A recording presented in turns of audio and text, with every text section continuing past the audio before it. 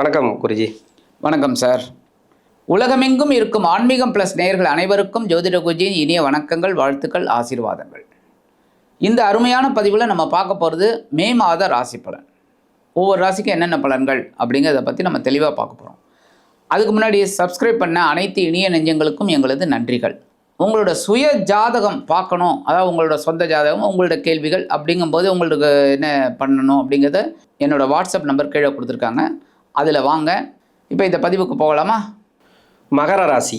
இந்த மகர ராசிக்கு இந்த மாதத்துக்கு உண்டான கிரக நகர்வுகள், மே மாதத்துக்கு உண்டான நகர்வுகள். இந்த மகர ராசி நேயர்களுக்கு இந்த மே மாதம் இந்த சாயா கிரகங்கள்னு சொல்லக்கூடிய சர்ப கிரகங்கள், ராகு வந்து 2ஆம் இடத்துலையும் கேது வந்து அஷ்டம ராசிலையும் இருக்காங்க. அதுதான் கொஞ்சம்.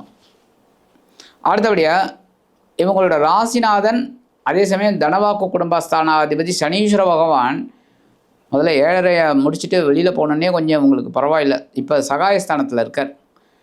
அடுத்தபடியாக 3-12 கூடைய அதிபதி குரு. இவங்களுக்கு எப்போவுமே பார்த்திங்கன்னா தனவரவுங்கிறது இருந்துக்கிட்டே இருக்கும், ஆனால் விரயமும் இருந்துக்கிட்டே இருக்கும். ஏன்னா மூன்றாம் இடத்த இதனாலே அரைமறைவு, விரயஸ்தானமும் மறைவு தான். ஸோ 3-12 கூடைய அதிபதி குரு பகவான் பகைருண ரோகஸ்தானத்தில் அவரும் மறைகிறார். ஸோ மறைந்த கிரகம் மறைந்த இடத்துல தான் இருக்கார். அதனால் பெரிய அளவில் பாதகம் இல்லைன்னாலும் நிறைய பேருக்கு உத்தியோகம் போயிடுது, மாற்றங்கள் இதெல்லாம் இருந்திருக்கு. ஆனால் குருவோட பார்வை நல்லபடியாக இருக்குது. எப்போவுமே குருவோட பார்வை அங்கங்கே ஒரு நல்ல மாற்றத்தை கொடுக்குது. அடுத்தபடியாக அஷ்டமாதிபதி சூரிய பகவான். இந்த சூரிய பகவான் பார்த்திங்கன்னா இது வரைக்கும் சுகஸ்தானத்தில் உச்சமடைந்து சஞ்சாரம் பண்ணிட்டு இருந்தார். இப்போ 15/5/2026 அவர் வந்து பஞ்சமஸ்தானம்ங்கிற 5ஆம் பாவத்துக்கு போய்ட்றார். அது ஓரளவுக்கு பரவாயில்லை இவங்களுக்கு. அடுத்தபடியாக இவங்களுக்கு பூர்வ புண்ணியஸ்தானாதிபதி ஜீவனாதிபதி சுக்கிர பகவான். சுக்கிர பகவான் அதனால தான் நிறைய பேர் பார்த்திங்கன்னா உத்தியோகம் பார்த்திங்கன்னா இசைத்துறையில் ஈடுபட்டவங்கள நிறைய பேர் இருப்பாங்க, கலைத்துறையில் ஈடுபட்டவங்க நிறைய பேர் இருப்பாங்க. மகர ராசி மகரத்தில் சுக்கிரன் வந்து பஞ்சமஸ்தானத்தில் இருக்கார், ஆட்சி. அடுத்தபடியாக ஆனால் சனி பகவானோட பார்வையை வாங்குறார், பரவாயில்லை. 14/5 அவர் வந்து அவரும் எங்கே போகிறாருன்னா பகைருண ரோகம்ங்கிற 6ஆம் இடத்துக்கு வந்து குருவோட சேர்ந்துறார். குருச்சுக்குர யோகம் அப்படின்னு சொல்கிறதுக்கு இல்லைனாலும், ஏன்னா 6ஆம் இடம் மறைவுங்கும்போது சில பேருக்கு மறைந்த ஒரு எதிர்பாராத தனலாபம், எதிர்பாராத ஒரு சந்தோஷம் இதெல்லாம் கிடைக்கும். திருப்பங்கள் வேலையில் திருப்பங்கள் சூப்பர். அடுத்தபடியாக 6-9 கூடைய அதிபதி புதன். இந்த 6-9 கூடையவர் சுகஸ்தானத்தில் இருக்கார், ஒரு நல்ல பொசிஷன் தான். ஆனால் இந்த புதனுக்கு 2 டிரான்சிட் இருக்குது இந்த மாதம். எப்படின்னாக்கா 14/5/2026 அவர் பஞ்சமஸ்தானத்துக்கு வந்துடுறார். அதுக்கப்புறம் 29/5/2026 அன்றைக்கி அவர் வந்து பகைருண ரோகஸ்தானத்துக்கு வந்துடுறார்.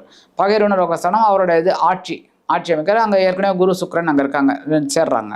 அடுத்தபடியாக இவங்களுக்கு முக்கியமான அற்புதமான கிரகம் 4-11 கூடிய அதிபதி செவ்வாய். செவ்வாய் தான் இவங்களுக்கு ஒரு இது.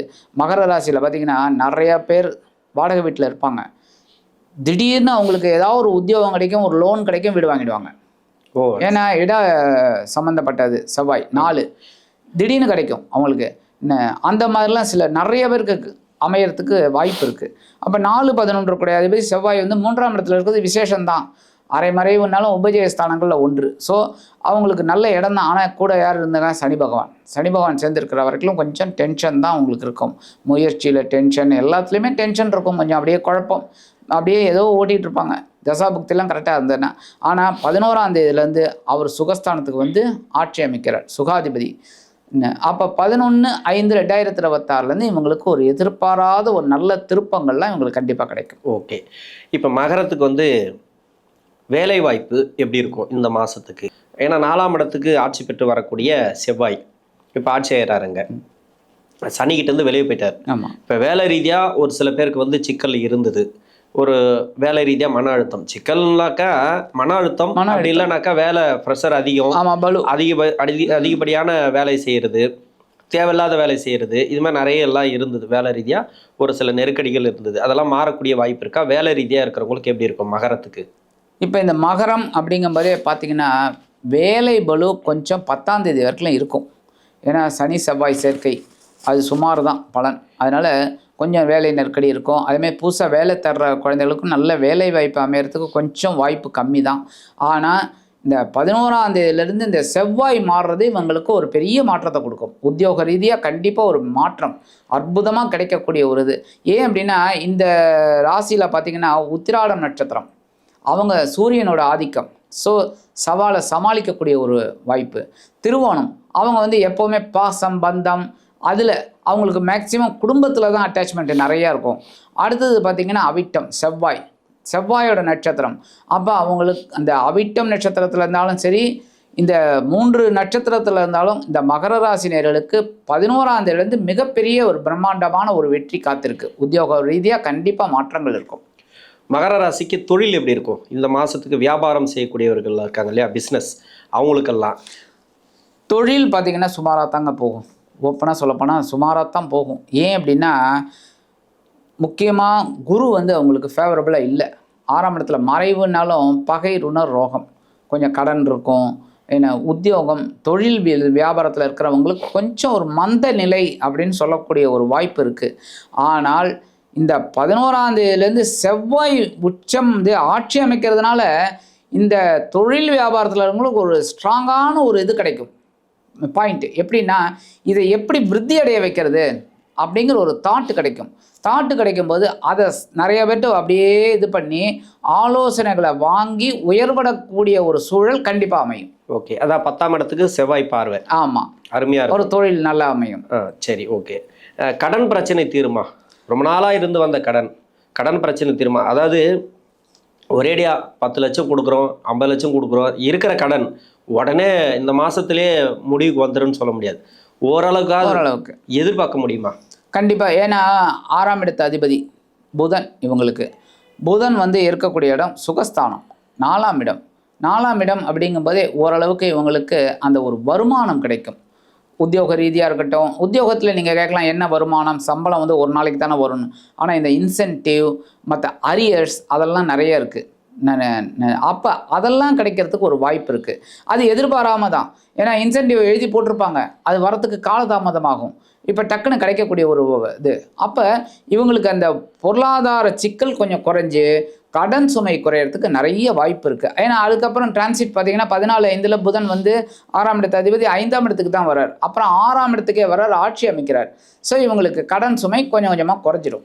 ஓகே, இப்போ மகர ராசிக்கு வந்து 4ஆம் இடத்துக்கு வரக்கூடிய செவ்வாய், இப்போ இடம் வாங்குறது எதனா முயற்சிகள் இருந்தால் ஜெயிக்க முடியுமா? அதில் இல்லை இடம் வாங்கக்கூடிய சூழ்நிலைகள் ஏற்படுமா? இல்லை வீடு கட்டுறது ஏதோ ஒரு முயற்சிகளை எடுக்கலாமா? ஏன்னா சித்திரை மாதம் பிறந்த பிறகு இதன் பிறகு நம்ம வந்து வீடு கட்டுறதோ ஏதோ ஒன்று முயற்சிகளை போட்டிருப்பாங்க, ஏதோ நினைச்சிட்டு இருப்பாங்க இது பண்ணலாம் அப்படின்ட்டு. ஒன்று நினைக்காம கூட இருக்கலாம், திடீர்னு அவங்களுக்கு வந்து இது தோணலாம். இதெல்லாம் வந்து சாத்தியமாகுமா இந்த மாசத்துல? ஒரு 30 நாள்ல ஒரு நல்ல மாற்றம் கொடுக்குமா? கண்டிப்பா. இந்த 2 ஆஸ்பெக்ட் எடுத்துக்கலாம் சார். இந்த வீடு அப்படிங்கும் போதே முதல்ல ப்ராப்தம் இருக்கு. வீடு ப்ராப்தம் இருந்தால் தான் அது ஒர்க் அவுட் ஆகும். நிறைய பேர் பார்த்தீங்கன்னா 5-6 வீடு வச்சிருப்பார், ஆனால் அவங்க இருக்கக்கூடியது வாடகை வீட்டில் இருப்பார். ஏன்னா அந்த ப்ராப்தம் இருக்காது. வாங்கக்கூடிய ப்ராப்தம் இருக்கும், ஆனால் அதை அனுபவிக்கக்கூடிய ஒரு பாக்கியம் இருக்காது. ஏன்னா இவங்களுக்கு பார்த்திங்கன்னா 4-11 கூடிய அதிபதி, அனுபவிக்கக்கூடிய ஒரு பாக்கியம் இருக்காது. அப்போ அவங்க வந்து வீடெல்லாம் வாங்கிடுவாங்க, ஆனால் அவங்க இருக்கிறது வாடகை வீட்டில் இருப்பாங்க. ஏன்னா அந்த மாதிரி இப்போ 2 ஆஸ்பெக்ட் அப்படிங்கும்போதே இவங்களுக்கு ஏற்கனவே வாங்கணும்னு நினச்சிட்டு இருக்காங்க பாருங்கள். அதாவது எல்லாமே கரெக்டாக இருக்குது, சரியான ஒரு இடம் அமையலை அப்படிம்பாங்க. சரியான இது. ஏன்னா இவங்க வந்து இப்போ மெயினில் பார்ப்பாங்க, அங்கே வீடு கிடைக்காது, கொஞ்சம் தள்ளி தான் கிடைக்கும், இல்லை வர்ற வரைக்கும் நான் வெயிட் பண்ணுறேன் அப்படிங்கிறவங்களுக்கெல்லாம் இப்போ ஒரு நல்ல ஒரு பாக்கியம் அற்புதமாக அமையக்கூடிய ஒரு காலகட்டம். ஏன்னா பூமிக்காரகன் ஒரு நல்ல இடத்துல அவரே ஆட்சி அமைத்து சஞ்சாரம் பண்ண போகிறார். 4ஆம் இடம்ங்கிறது ரொம்ப விசேஷம். என்ன சுகஸ்தானம், நல்ல இடம். அப்போ அந்த திட்டம் போட்டவங்களுக்கு வெற்றி கிடைக்கக்கூடிய ஒரு வாய்ப்பை இந்த செவ்வாய் பகவான் கண்டிப்பாக கொடுப்பார். இந்த வீடு வாங்கணும்னு ப்ரப்போசல் இருக்கும், அதுக்கு உண்டான ஒரு ஆயத்த வேலைகள் செஞ்சுக்கலாம். கடன் உதவி, பேங்க்கில் லோன் கேட்குறது. இப்போ என்னென்னா ஒரு 50 லட்சம் அந்த வீடு சார், ஒரு 20 லட்சம் நான் கட்டிடுறேன், 30 லட்சம் எனக்கு லோன் வேணும் அப்படின்னு கேட்டுக்கிறவங்களுக்கு கண்டிப்பாக கிடைக்கும். அந்த லோன் சாங்ஷன் ஆகிடும். ஓகே, சாங்ஷன் ஆகும்போது அந்த இவங்களுக்கு அந்த பாக்கியம் அற்புதமாக கிடைக்கக்கூடிய ஒரு காலகட்டம். ஓகே, அப்போ செவ்வாய் ஃபேவராக இருக்குது. ஆமாம். அதேமாரி வீடு இடமாற்றம் பண்ணுறாங்க பாருங்க. இப்போ வாடகை வீட்டிலேருந்து ஒரு வேறு லீஸுக்கு போகலாம், என்ன இல்லை ஒரு நல்ல ஒரு டபுள் பெட்ரூமாக போகலாம். இப்போ சிங்கிள் பெட்ரூமில் இருப்பாங்க, வேண்டாம் டபுள் பெட்ரூமில் போகலாம் அப்படிங்கிறவங்களுக்குலாம் ஒரு அற்புதமான இடமாற்றம் கிடைக்கும். Okay, super. பரிகாரம், இந்த மகர ராசிக்கு உண்டான பரிகாரம் அப்படின்னு பார்த்தீங்கன்னா இவங்களுக்கு வந்து இப்போ கொஞ்சம் மனக்குழப்பம் இருக்குது.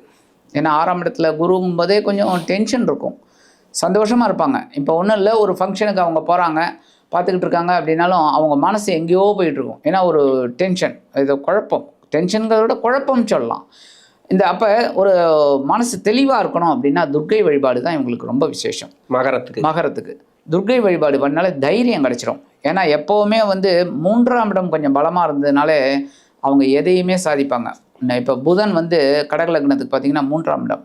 இந்த 3ஆம் இடத்துல அவரே அங்கேயே இருக்காருன்னு வச்சுக்கோங்க, ஆட்சி மூலத்திரிகோணம் எல்லாம் இருக்கார்.